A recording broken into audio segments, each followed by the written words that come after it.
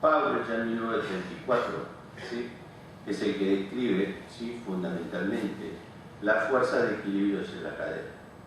Y lo importante que ustedes deben saber es que acá tenemos dos tipos de variables.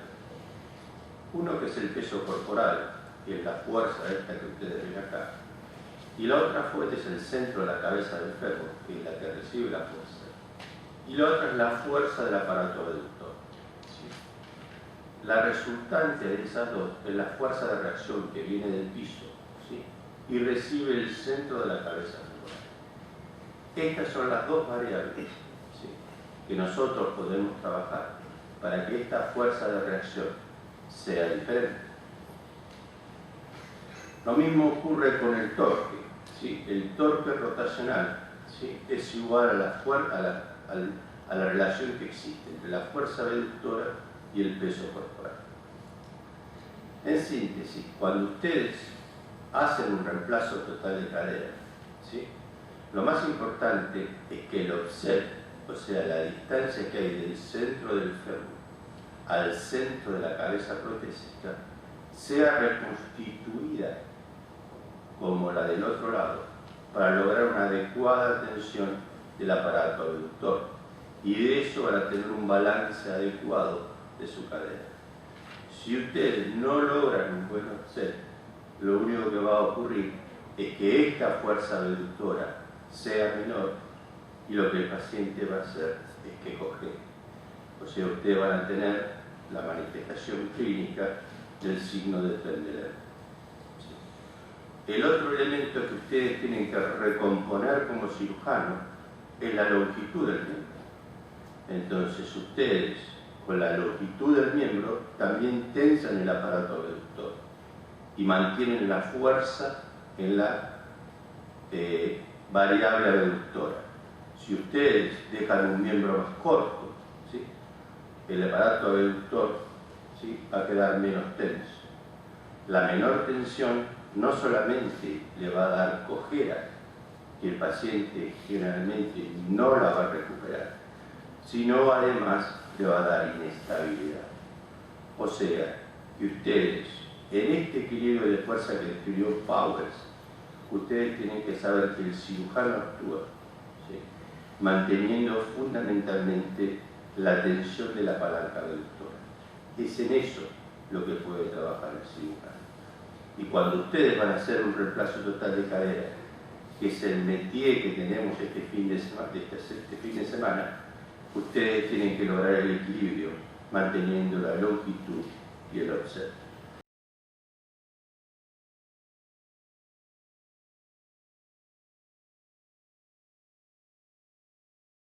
El concepto, fundamentalmente, yo diría hasta el año 90, hasta 1990, el concepto que el aflojamiento aséptico, que es la causa más importante de fracaso del reemplazo total de cadera, era exclusivamente de causa mecánica. Y eso se debía a la rigidez o a la flexibilidad del tallo, a la superficie con bordes filosos, ¿sí?, porque creaba zona de estrés. Por eso la prótesis de Müller, que era una prótesis curva, que era un diamante, su corte transversal del tallo, fue dejada de usar, porque generaba mucho estrés de los extremos de las curvas. Es importante el manto de cemento, la estabilidad del tallo y las características demográficas del paciente. La rigidez o flexibilidad del tallo, así se mide mecánicamente con elementos finitos, cuál es el grado fundamentalmente que tiene que tener de resistencia del tallo, ya dijimos de los bordes cómo tienen que ser, y también se mide con cálculo de elementos finitos el espesor del manto de cemento que debe tener. Y todos los estudios han demostrado, ¿sí?, que requiere como mínimo 3 milímetros de cemento alrededor de toda la prótesis. Si ustedes no tienen esa cuestión básica de obtener como mínimo 3 a 4 milímetros alrededor de toda la prótesis, ustedes, el manto ese de cemento no va a ser una buena resistencia mecánica, ¿sí? La estabilidad del tallo se ha comprobado también con elementos finitos, ya tanto en las prótesis cementadas como en la no cementada, Y hay que recordar que en 1970 Charley, ¿sí?, también empezó con tallos que no eran redondos, eran tallos que tenían bordes filosos. Y justamente empezó con la parte de la estructura y la forma del tallo, más los defectos de calidad de material. Una de las complicaciones más importantes que tenía el reemplazo total de Charley al comienzo era la fractura en la mitad del tallo. Entonces había que hacer las revisiones para extraer la prótesis, ¿sí?, con el resto de la prótesis que había quedado en el fondo del canal bien cementado. Yo les quiero recordar que en esa época no se conocía la técnica de cementación cemento sobre cemento, no se conocía la osteotomía extendida, no se conocía el slide trocantérico, o sea que había que descementar con escoplo y un prontoluz todo el cemento para poder volver a recementar una nueva prótesis. Era una tarea titánica. ¿Sí? El aflojamiento, también el factor mecánico, dijimos que se acuerda de un lado de la fuerza del tórax, por el otro lado del peso corporal. Charley decía, no pacientes menor de 65 años, porque menor de 65 años los pacientes van a sobrecargar la prótesis, la van a sobreexigir, y eso va a hacer que vaya muchas fuerzas y se afloje el tallo. Segundo, no obesos. Charley le hacía los primeros reemplazos de cadera a los flacos, porque decía que el aumento del peso corporal era una causante de fallo. Entonces, después de la indicación original de Charley, que eran esas, empezaron directamente a realizar reemplazos totales de caderas en pacientes de mayor edad. Y la verdad, los reemplazos de caderas hoy se hacen en pacientes obesos, y es imposible hoy decirle a un paciente que tiene 50, 60 años que no tenga actividad recreativa. Entonces, la verdad, hoy hay que pensar los implantes para que los pacientes tengan una mínima actividad recreativa. Lo que tenemos que discutir, cuál es la actividad recreativa que puede hacer, y lo podemos discutir hoy en el transcurso del día o mañana. Pero lo más importante es saber que la obesidad no es un problema que ha ido desaparecido en el tiempo, sino que la obesidad va aumentando. En los últimos años es como viene aumentando la obesidad en los Estados Unidos.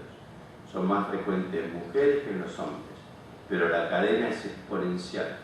Y esto está relacionado fundamentalmente en el año 76 y en el año 80 con la aparición de las comidas rápidas, de las cadenas de comidas rápidas. Esto acá comienza fundamentalmente con ese tipo de comida que hace que el trabajo de las dos personas en la familia, tanto el hombre como la mujer, y eso lleva a la obesidad en el grupo familiar.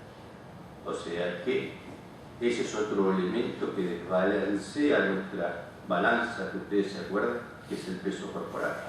Eso es algo que ustedes van a tener que decidir cómo lo resuelven. Hay técnicas para que los pacientes bajen de peso, eso lo podemos hablar si quieren en otro momento. Hay que buscar pacientes activos de mayor desgaste del polietileno, ¿sí? Y dijimos que los obesos producen gran estrés en la interfaz. Entonces, lo más importante es que el polietileno, ¿sí?, el polietileno produce una serie de desgaste, ¿sí?, y ese tipo de desgaste, ¿sí?, es mínimo, ¿sí?, cuando uno realmente lleva una adecuada, ¿sí?, relación entre la elección de qué tipo de polietileno y qué tipo de cabeza, ¿sí? Pero cuando ustedes hay tercer cuerpos introducidos dentro del polietileno, sea porque los cirujanos dejan trozos de cemento suelto, sea porque hay fragmentos óseos, sea porque hay fragmentos metálicos, todo ese desgaste del polietileno es mucho mayor. Y después yo les decía que todos sabíamos que todo era mecánico, hasta en el año 90, ¿sí?, que también por una causa fortuita, por otro error, ¿sí? En los años 75, por ahí, se empezaron a usar polietilenos de carbono. Eran polietilenos que tenían mezclado carbono, y lo que tenían fundamentalmente esos polietilenos que los plásticos eran negros. Entonces, cuando se empezaban a hacer las revisiones de esos pacientes porque tenían un desgaste precoz, al sacar los polietilenos, al sacar el cemento, se observó que había partículas negras de carbonos atrás del cemento. Entonces se empezó a preguntar todo el mundo por qué, cómo podían llegar las partículas de carbono desde la superficie articular atrás del cemento. Y ahí se empezó a entender el fenómeno biológico, ¿sí? Y se comprendió que el tallo femoral, fundamentalmente el fracaso mecánico que lo explicamos, en cambio en el polietileno acetábulo el fracaso biológico, porque esas partículas que veíamos caer recién en el desgaste, cada vez que nosotros caminamos, ¿sí? Se colocan por detrás, son impulsadas, ¿sí? Por detrás de la capa del acetábulo, y empiezan a encontrar ese lugar ahí atrás, y empiezan a generar el mecanismo de partículas de cuerpo extraño, empiezan a llegar los osteoclastos, y empieza a haber la lisis y el aflojamiento del acetato. Entonces nosotros sabemos especialmente, es esto fundamentalmente para que ustedes entiendan, cómo las partículas de polietileno entran por detrás del acetábulo, y eso es lo que genera el aflojamiento del acetábulo. O sea que fundamentalmente el aflojamiento femoral es un aflojamiento mecánico. El aflojamiento acetabular de la prótesis cementada común es un aflojamiento biológico. Y el caminar, cuando nosotros caminamos, cada paso que damos, como dijimos que el paso aumentaba 3 veces el peso corporal, la fuerza de reacción, es una bomba de inyección que lleva partículas de polietileno hacia arriba y hacia abajo. Entonces ustedes pueden encontrar pacientes con prótesis no cementadas, ¿sí? Que los pacientes podían tener lisis distal al tallo femoral y no tener lisis en ningún otro lugar.